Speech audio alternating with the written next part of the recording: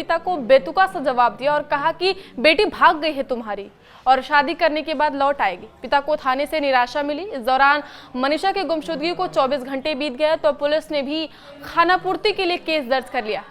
अहम बात है कि खोजने के लिए प्रयास नहीं हुए। फिर मनीषा की लाश सिंघानी गांव में नहर के पास बाजरे के खेत में मिली। चेहरे से मांस गायब था। इस मामले में शुरुआत में भिवानी अस्पताल में पोस्टमार्टम हुआ था, जिसमें कहा गया कि गला रेतकर हत्या की गई है।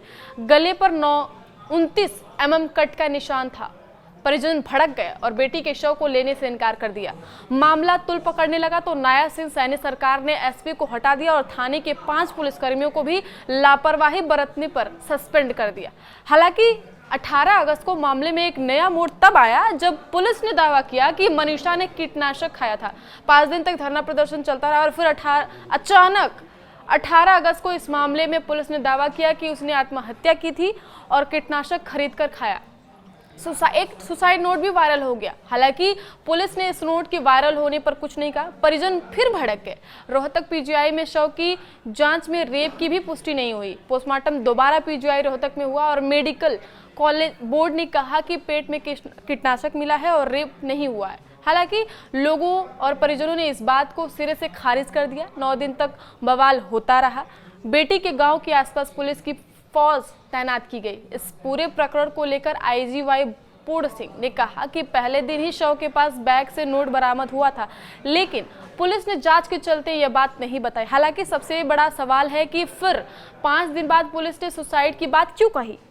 अहम बात है कि पुलिस ने सुसाइड नोट अगर पहले दिन मिला था तो फिर हत्या का मामला क्यों दर्ज किया। आईजी ने हालांकि नोट को लेकर साफ साफ जवाब नहीं दिया और कहा कि मेडिकल बोर्ड की जांच के आधार पर ही सारी बातें कह रहे हैं। वही पुलिस अब तक मनीषा का मोबाइल फोन और कीटनाशक की बोतल का भी पता नहीं लगा पाई है। इस मामले में पुलिस का दावा है कि बेटी ने एक दुकान से कीटनाशक खरीदा, लेकिन अब तक पता नहीं चला कि कौन सी वो दुकान थी और ना ही उस दुकानदार की तरफ से कोई प्रतिक्रिया आई है। आईजी ने कहा कि इस मामले में अब तक किसी की गिरफ्तारी नहीं हुई है। उधर लड़की के पिता ने, मनीषा के पिता ने यह दावा, संजय ने कहा है कि उनकी बेटी इंग्लिश में नोट नहीं लिख सकती है क्योंकि उसे इंग्लिश नहीं आते थे।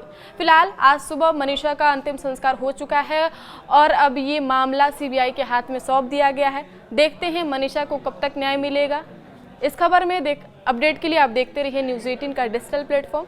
धन्यवाद।